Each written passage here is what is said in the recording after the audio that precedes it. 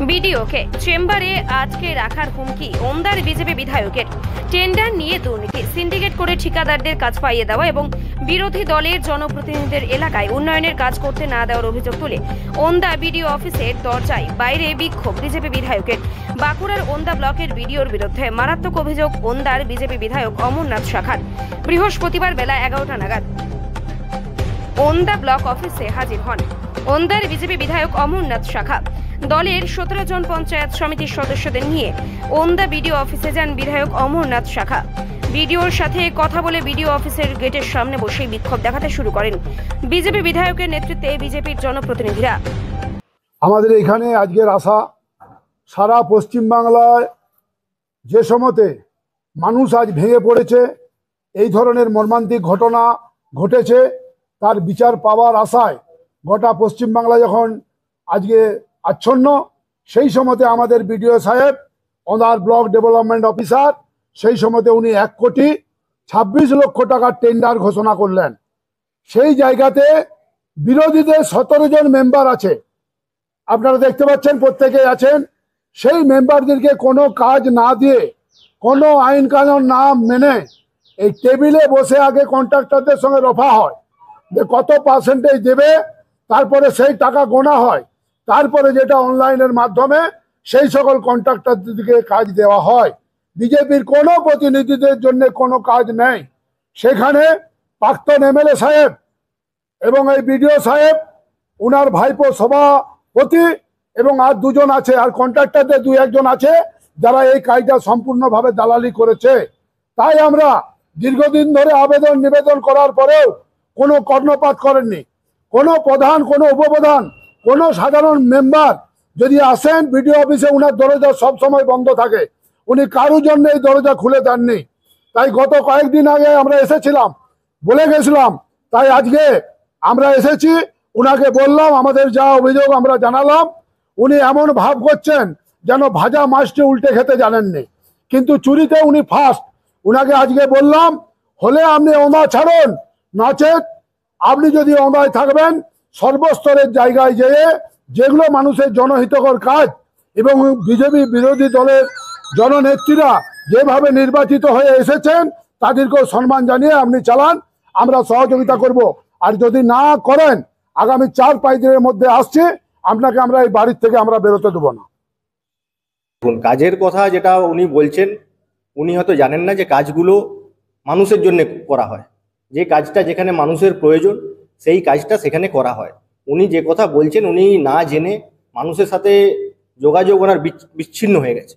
উনি মানুষের সাথে থাকেন না, শুধু গাড়ি চেপে ঘুরে বেড়ান আর শুধু মুখে বড় বড় বুলি, আপনাদের মিডিয়াতে আলোতে বেঁচে থাকার জন্য, দলের কাছে নম্বর বাড়ানোর জন্য। ওনার যারা রয়েছেন দিল্লিতে বসে আছেন, কলকাতায় বসে আছেন, তাদের কাছে নম্বর বাড়ানোর জন্য আপনাদের মিডিয়ায় মুখ দেখাচ্ছেন বাজে বাজে কথা বলে, যাতে মিডিয়া আপনারা একটু ওনাকে মুখটা দেখান। আমি বারে বারে বলেছি, এই নিয়ে আপনারা আমার কাছে 3 বার এসেছেন বা 4 বার এসেছেন, আমি বারে বারে একই কথা বলেছি। উনি যে দুর্নীতির অভিযোগ করছেন সম্পূর্ণ মিথ্যে এবং ভিত্তিহীন। উনি অর্ধশিক্ষিত, উনি জানেন না যে পঞ্চায়েত সমিতি বা যে কোনো দপ্তরের যে কোনো কাজে যে টেন্ডার হয় সেটা ই টেন্ডার। মাননীয় মুখ্যমন্ত্রী ক্ষমতায় আসার পরে 2011 সালে পরিবর্তনের সরকার ক্ষমতায় আসার পরে পুরো ব্যবস্থাটার মধ্যে একটা স্বচ্ছতা আনার জন্য তিনি ই টেন্ডার ব্যবস্থা শুরু করেছেন। এবং সেই ই টেন্ডার ব্যবস্থাতে আপনারা যে কোনো জায়গা থেকে বসে, যাদের কাছে ক্রেডেন্সিয়াল আছে, প্রপার ডকুমেন্টস আছে, তারা যে কোনো জায়গা থেকে বসে, সেটা দেশের যে কোনো জায়গায়, বিদেশে বসেও তারা টেন্ডার ড্রপ করতে পারেন। এখানে দুর্নীতির কোনো সম্ভাবনা বা কোনো জায়গা নেই। উনি না জেনে শুধুমাত্র হাওয়া গরম করার জন্য আর অপপ্রচার করার জন্য, মিথ্যে অভিযোগ দেওয়ার জন্য তিনি এই সবগুলো করে যাচ্ছেন আপনাদের মিডিয়ার সামনে। যে টাকার কাজ হয়েছে সে টাকা শুধুমাত্র লিমিটেড ঠিকাদার কাজ করছে, এখানে ওমদার সিন্ডিকেট ঠিকাদার, ও যেটা বক্তব্য। আমি আবারও বলছি যে এখানে লিমিটেড বলে কিছু নেই, পুরো জিনিসটাই হচ্ছে ই টেন্ডার। ই টেন্ডারে যে কোনো ঠিকাদার যে কোনো জায়গায় বসে, সেটা জেলার যে কোনো প্রান্তে হোক, দেশের যে কোনো প্রান্তে হোক, বা দেশের বাইরে যে কোনো প্রান্তে বসে হোক, তারা সেখানে কাজ টেন্ডার ড্রপ করতে পারে। সেখানে আমাদের কোনো ভূমিকা বা আমাদের কোনো এখতিয়ার নেই। আমাদের যারা ইঞ্জিনিয়াররা রয়েছেন, যিনি এক্সিকিউটিভ অফিসার রয়েছেন, তিনি ক্রেডেন্সিয়াল চেক করবেন, পেপার চেক করবেন, তাদের যদি যথাযথ নথি থাকে সেই টেন্ডারে যে লোয়েস্ট হবে সে কাজ পাবে। এটাই অভিযোগ, সেটা ঠিক না। একদম সম্পূর্ণ ভিত্তিহীন। উনি বারে বারে এসছেন ভিডিও এবং আমাদেরকে বাজে বাজে কথা, শুধুমাত্র যাতে আপনারা টিভিতে ওনাকে দেখান।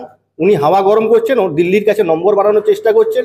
মানুষের সাথে ওনার কোনো যোগাযোগ নেই, পুরো যোগাযোগ বিচ্ছিন্ন হয়ে যাওয়ার জন্য তিনি এইসব ভাওতা কথা বলে হাওয়া গরম করার চেষ্টা করছেন, নিজের নম্বর বাড়াচ্ছেন।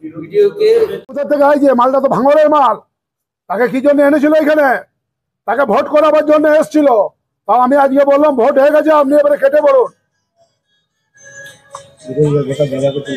বিরোধী একটা স্ট্রং বিরোধী দল, তাদের একটা রুম নেই এতগুলো জায়গাতে।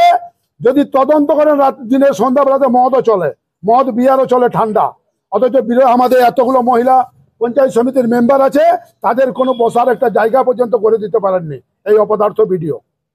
আপনার মুখে ভিডিওকে বারে বারে হুমকি দিতে দেখা গেছে, আজকেও কি আপনি হুমকি কিছু দেবো না, বললাম যে দাদা বউ ছেলে বলে থাকতে হবে, আপনি চলে যান, নচেত এখানে থাকতে গেলে সবাইকার জন্য কাজ করতে হবে।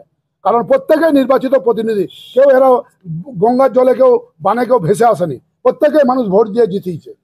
ওনার যে পলিসিটা মারাত্মক পলিসি, একটা জায়গায় 3টা পঞ্চায়েত সমিতির মেম্বার, সেখানে 2টা বিজেপি জিতেছে আর একটা তৃণমূলের। কাজ হচ্ছে তৃণমূলেরটা, আর 2জন দেখছে দাঁড়িয়ে দাঁড়িয়ে, তাদের কোনো কাজ নেই।